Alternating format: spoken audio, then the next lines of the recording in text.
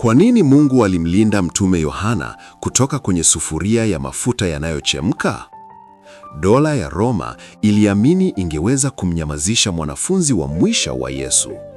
Mfalme aliamuru sherehe ya hadhara mbele ya moja ya malango makuu ya Roma.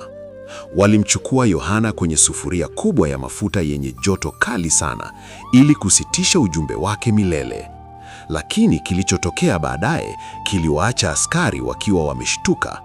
Badala ya kuumia kwa namna yoyote, mtume alibaki katika amani kamili. Joto kali halikuweza kugusa hata nywele moja ya kichwa chake. Maandishi ya kihistoria yanaeleza kwamba Yohana alitoka hapo akiwa salama kabisa, kana kwamba alikuwa ameoga maji ya kuburudisha.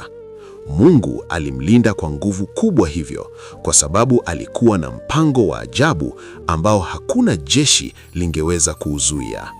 Baada ya kuona kwamba mtume hakuwa na madhara yoyote, Roma ilikata tamaa na kumpeleka uhamishoni kwenye kisiwa cha upweke cha Patmo.